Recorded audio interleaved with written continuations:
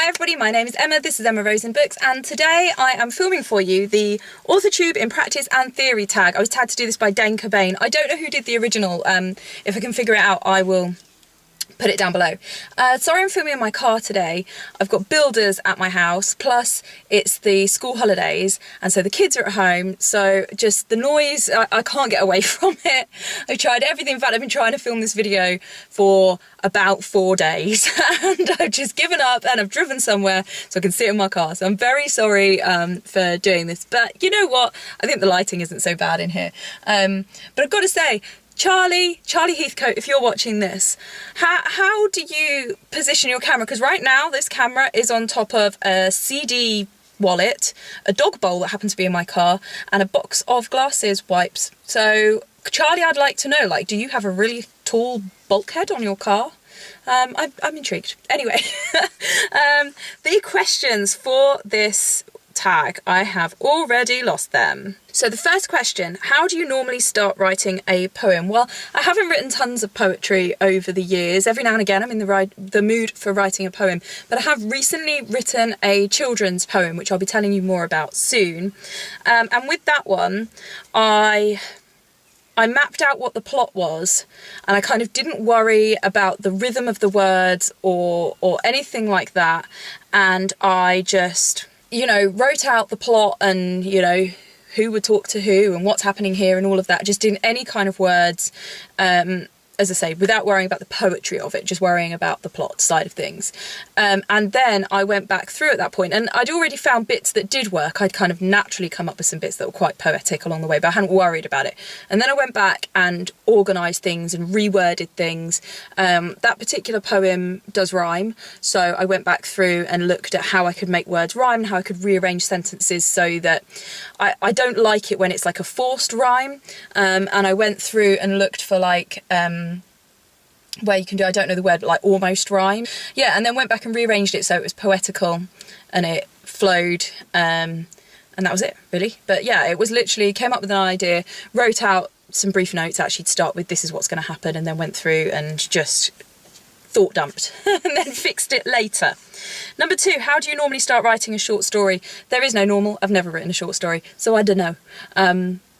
Sorry. I don't know if I would. Short stories aren't really my thing. Who knows? Never say never. Number 3, how do you normally start writing a novel? Well, the normally is what I struggle with, I guess. I've written one novel-length book, which, I mean, technically you couldn't call it a novel, I don't think, because it was non-fiction.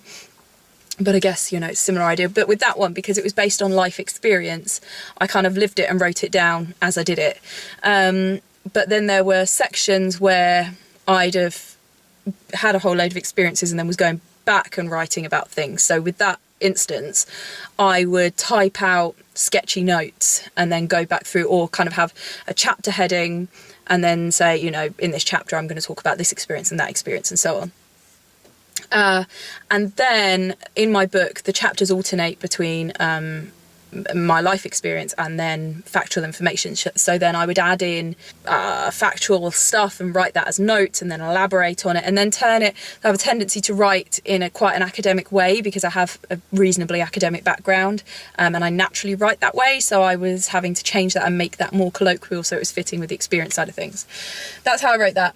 I'm currently working on a novel that I hope to have out next year, and with that one, the outlining process started out as me scribbling handwritten notes in a notebook, just thought dumping basically, and then from there I then worked on mind mapping. I would have loved to have massive pieces of paper, but I just didn't own any, so I got some A4 bits of paper and I just kind of spider diagrammed out some ideas and allowed the thoughts to flow, didn't worry about if they were silly ideas or whatever. Did that, and that kind of helped to advance the ideas I'd already had, just scribbling them down. And then I just started typing, basically.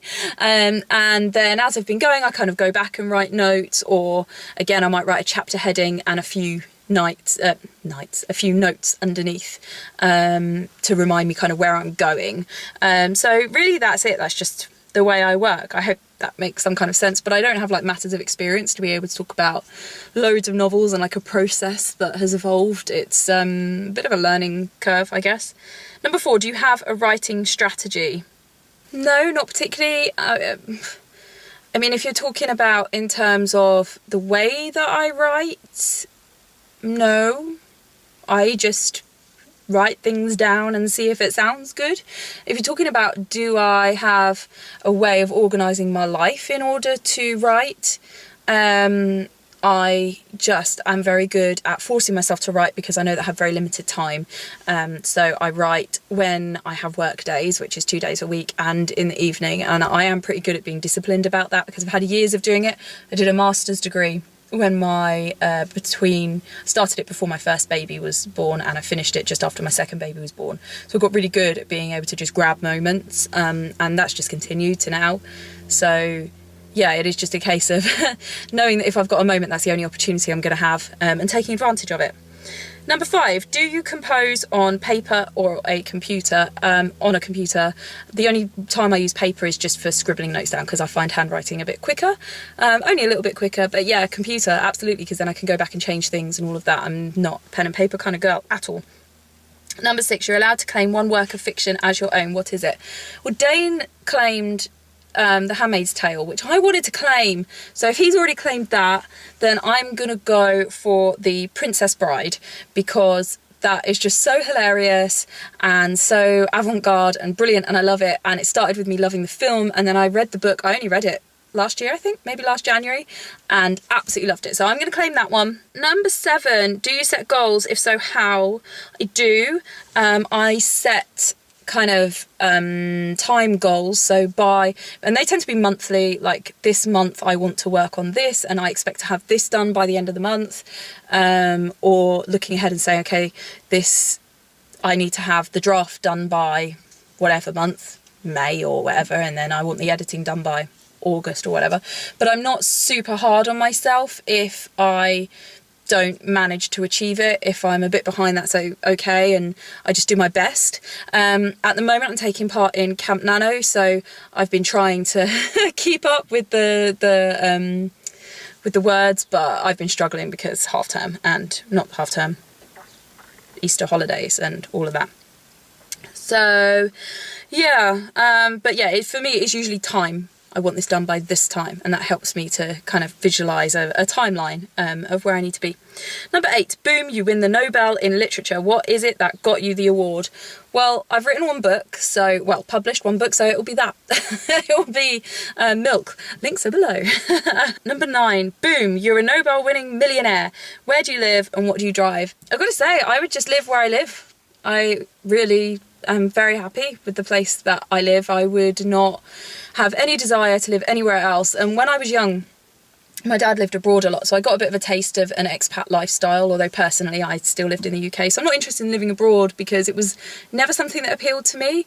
And I'd have like a second home somewhere, don't get me wrong, I wouldn't want to live there. But I'm really happy with where I live. I wouldn't want to be anywhere else. Cars, I'm so not interested in cars. And certainly not like fancy, expensive cars. And I'm so clueless as well when somebody's like, oh, that's a really nice car. I'm like, is it? And I drive a Nissan Note and I really like it because it's got little bubbly eyes at the front, which means I can see where the corners are, and that means I don't crash my car. So that's helpful. I'm fond of a Renault Kangoo. I don't know why, but I like them. I'd like a yellow one. Quite like Fiat 500s, but I'm not like... I quite like quirky cars, and I don't like boring colours. I wouldn't want to go like silver. I'd go for something, that's it. Basically, I don't care if it's really expensive or something. And I don't like big cars because I'm not very good at parking. So we'll say like Astra size max in a fun colour, ideally with something at the front so I can see where the front of the bonnet is. Actually, scrap that, I'll have a car that can park itself. Actually, scrap that, I'll have a driverless car. So take it all back, I want a driverless car, please, so that it can just drive me around. That would be great. Number 10, boom, you're in writer heaven. There are 5 writers in your writers group. Who are they and why? Right, okay, off the top of my head, because I haven't thought about this, who would I want to hang out with and learn about writing from? Terry Pratchett, he was like my first writer that I was really into, and I just think he would be so interesting. Do they have to be dead? I guess not, because if I'm dead, well then theoretically other writers who are alive could be. So we can be a little bit, we can play with this. Oh, I can go classic though. Not Dickens, I don't like Dickens. Oh, I'd like one of the Brontes. Let's go, I'm gonna go Charlotte Bronte, I don't know, because I really like Jane Eyre, and I would be intrigued to talk to her, and I think that her and her sisters were pretty cool with the stuff they were doing and writing at a time, well, and posing as men and all of that. I know there are other writers that did that, but I think that's pretty cool. And Daphne du Maurier, she's written some cool stuff. I've only read Rebecca, but I'm aware of like other things. Well, I really want to read some of her other stuff, so it'd be cool to meet her and hang out with her. Who else? Tolkien would be cool to have around, and he would be fascinating. Look at his world building and all that. Him and Pratchett. Oh, who was that? Right, I've not read any of her books. I really want to, I just haven't. And I saw a thing, I was aware of her, but I saw a thing, I haven't even said the name, have I? Virginia Woolf. I saw a thing about her on, what was it called? Icons, BBC Icons. And although I was aware of a little bit of her life, I didn't know the extent of just the sort of tragedy of her life, and the way that she wrote, and just such a fascinating woman. I really want to read A Room of One's Own, so one day, but just such a fascinating woman, and her sort of her struggles with mental health and all that kind of thing. I think that group, they would be a very odd group. And it turns out they're all dead. I was planning to include some living ones as well, but it didn't work out that way. We've got, so Terry Pratchett, Tolkien, Charlotte Bronte, Daphne du Maurier, and Virginia Woolf. I think actually that would be a very cool and interesting crew. We could talk about world building, we could talk about mental health, and we could talk about writing as a woman. There's some very, very cool, interesting topics conversation could be had with that group. So that's all the questions. I've got to tag some people. I did not think ahead about this. Okay, let's think. Authortubers that I have been talking to lately. I'm gonna tag Ray B. Shaw. I think that's how you say her name. She's taking part in Camp Nano at the moment. Vendi, even though I know she's not around on YouTube at the moment, but I know she'll be back. So Vendi, when you're back, you're tagged. Who else is Authortube? Oh, Charlie Heathcote, of course. I don't think Dane tagged him. Sorry if you did. I'm going to leave it at that. We've got 3. So Vendi from Vendi Caught Between Pages. That's her page, her YouTube name. And we had Charlie Heathcote and we had Ray B. Shaw. So you guys are tagged. Anyone else who fancies doing it, please do it. Thanks for watching. Please like if you did. Oh, and please tell me in the comments your opinions on any of these. And subscribe if you would like to see more videos about writing and about reading. And I will see you all for the next one. Bye.